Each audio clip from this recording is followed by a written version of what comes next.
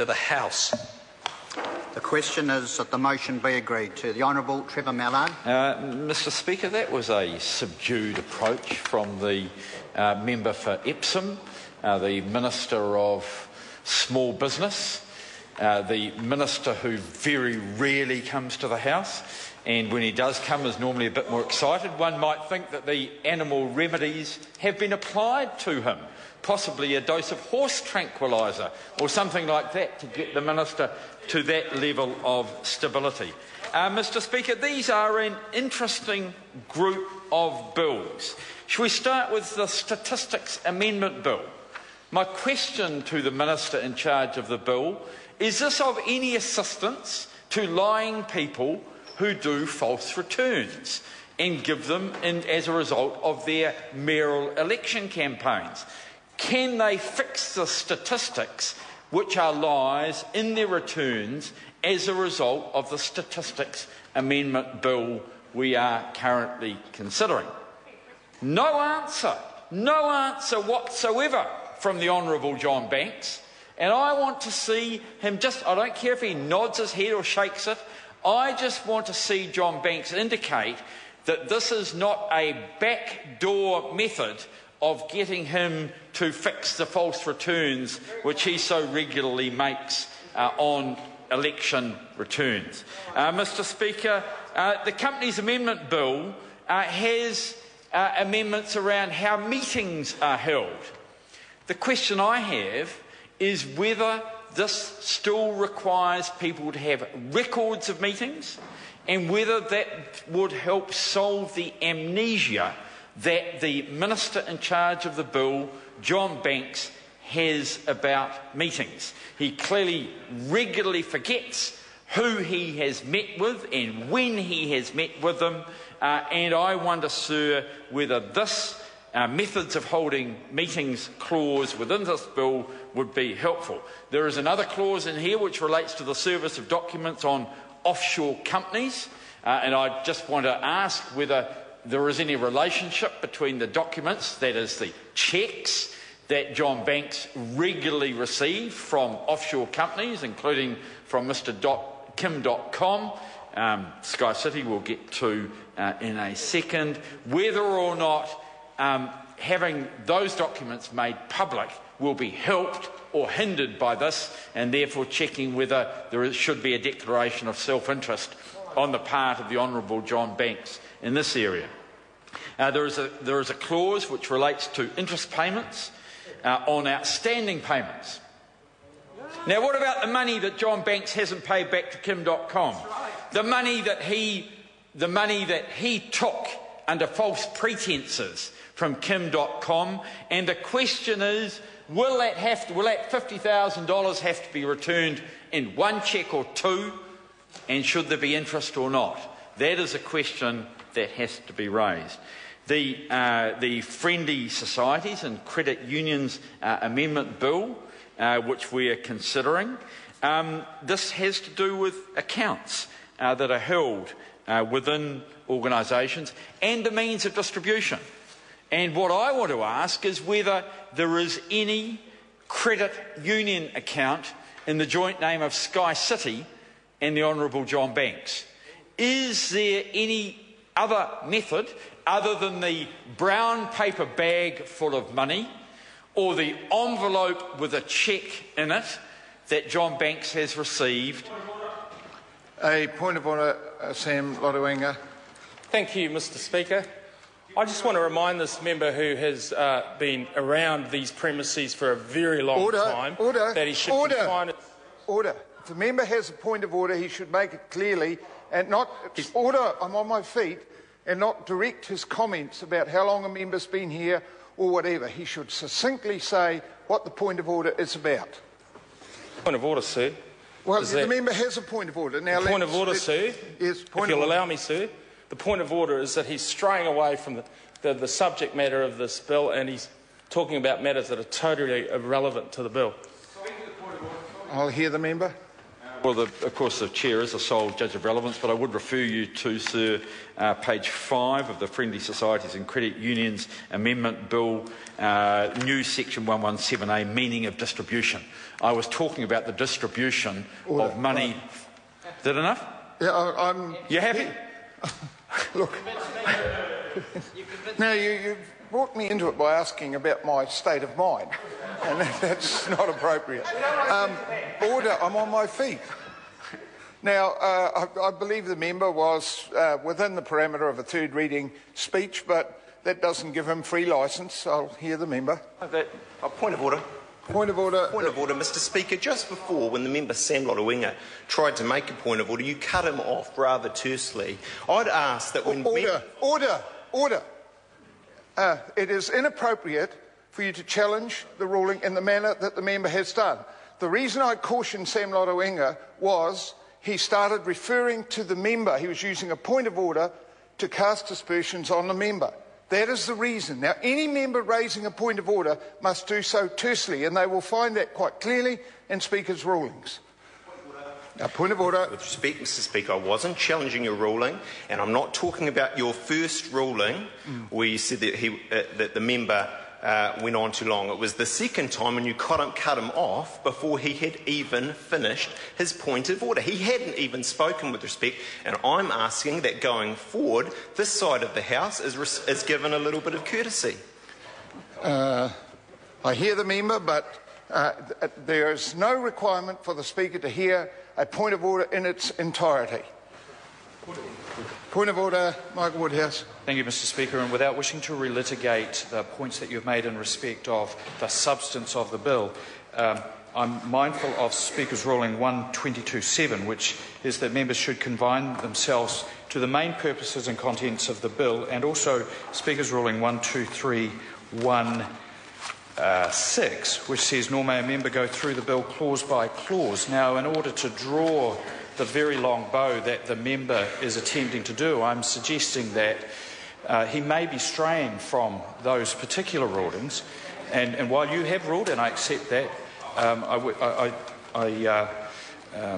hope that some cognizance of those particular principles could be made. Yeah, I don't really need the member. Let me just say this, that members will be aware I've only just assumed the chair. I haven't had an opportunity to hear in detail what the member has said. I think the points are well made, that we're talking about the principles of the bill, and I'll hear the member. Thank you, Mr. Speaker. And I want to talk about the distribution to members, which is most of the substantive part of the Friendly Societies and Credit Unions Amendment Bill, which is one of the bills that we are currently debating.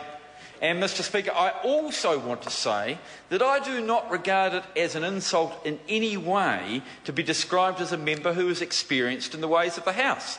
Sir, that's not an aspersion. I regard that, sir, and I know I'm referring to your ruling, and I probably shouldn't, but I regard that, sir, as a credit. Point of order. I think he is referring to your ruling. You said that... Well, I obviously talked about his experience, or his lack of common sense, I suppose, is sort of weighs that up. But, sir, he is referring to... And you should bring him into line, I think. I will uphold that. The member was referring to the point of order, and I invited him to get on with his speech. Please do so. Mr Speaker, the point that I want to make right now is that John Banks takes money from anyone. John Banks takes money from any route, and I want an assurance that he is not using credit unions. Point of order. The Honourable Simon Bridges. Point of order. That's way off being from the contents and the topic of this bill.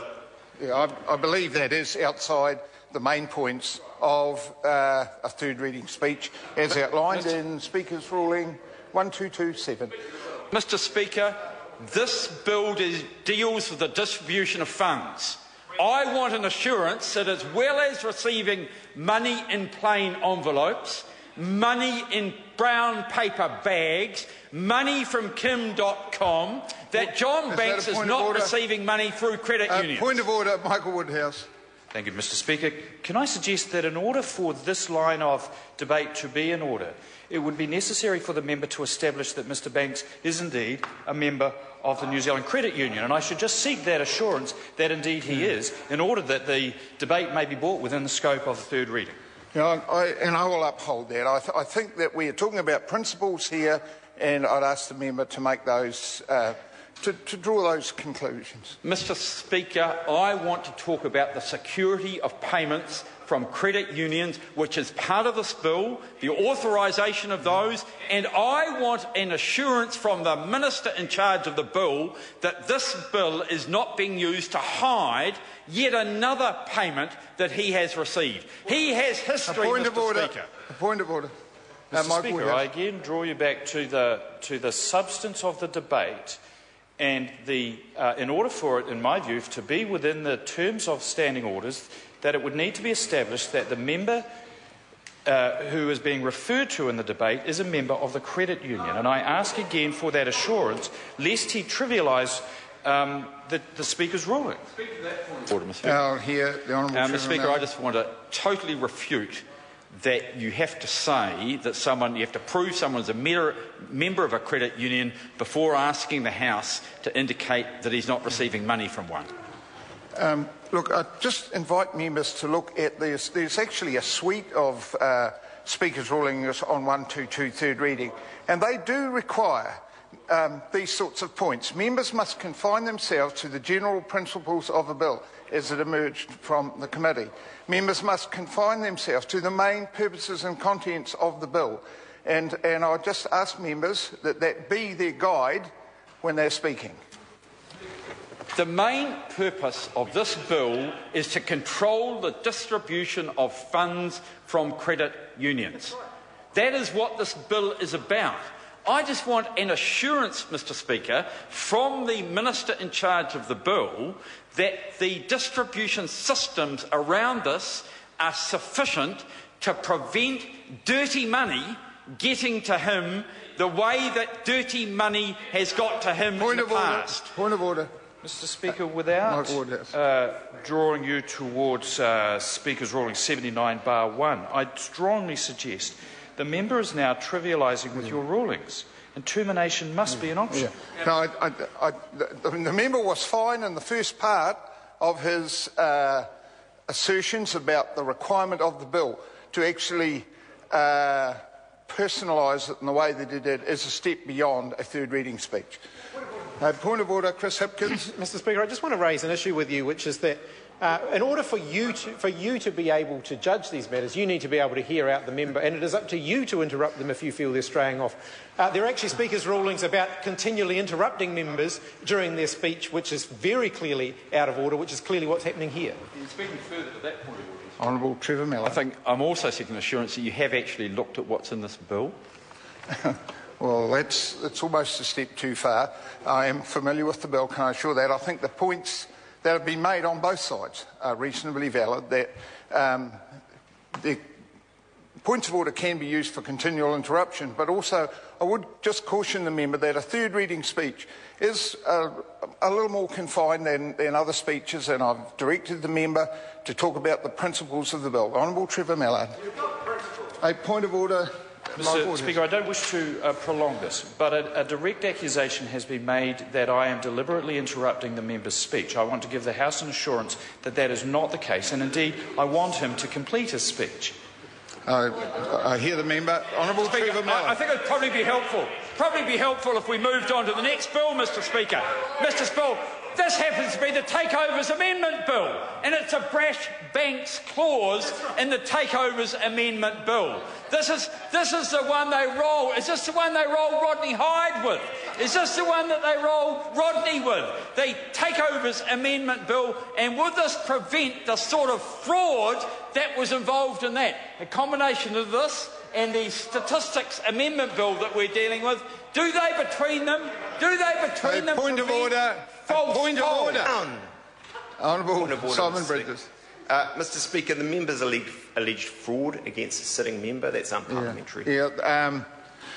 I just was trying to pick up the exact context. I know the member did reference fraud, but I didn't actually pick that he tied it to a member. He said this is the sort of fraud, and in that regard he did not tag it to a member. He's skirting very, very close to the win, but he's just inside the boundary on that one. Thank you, Mr Speaker. And the question I was going to ask is whether a combination of this and the Statistics Amendment Bill could be used to stop the publication of false polls by fraud in the way that Dr Brash and Mr Banks did before the last election when they were rolling Rodney Hyde, and they said that a Brash-Banks-led ACT party would in fact get 15%. Well, Mr Speaker, I think that was fraud. Brash, who was not a member, Banks was not a member at the time, but their activities were certainly a fraud on the ACT party. Point of order, Honourable Simon. Mr Speaker, that's far too much of a nuance. He is alleging fraud in relation to the member John Banks. Now, that may be in the past before he was a member, but it's still unparliamentary to do that, given that John Banks is a sitting member. You're speaking to this point of order, Sam Lotu-Iiga? No, I'm raising another point of order. Well, then I need to rule on that one. Okay, rule on that one. Yeah. Look, I am listening very carefully, and I guess by inference one could claim that the member has done that, but he has actually stopped short of associating it or tagging it directly to the member. Now I'll hear Sam Lotu-Iiga. Sir, the Chief Whip of the government has asked you about whether he's trivialising your rulings, because takeovers as pertaining to what is in this bill has nothing to do with what the member is referring to. I ask you to please ask him to point out where the relevance is to this bill, because he is clearly trifling with your rulings. And I ask that termination be an option. I'll hear the member. You are the sole judge of relevance, sir, and for a member to tell you to take that into account is in itself disorderly. I think there's a range of issues that are coming forward here. One is continual interruption, the requirement for the Speaker to make those rulings. The member who is speaking is actually, in a way, kind of getting close enough to the line that he is baiting members. So there's a bit of to and fro on either side about this matter. And the House can choose whether or not it wants to move forward or not. And I invite the member to direct his comments to the bill. Thank you, Mr Speaker. Can you just give me an indication of how much longer I've got? Just over 2 minutes. Oh, thank you, Mr Speaker.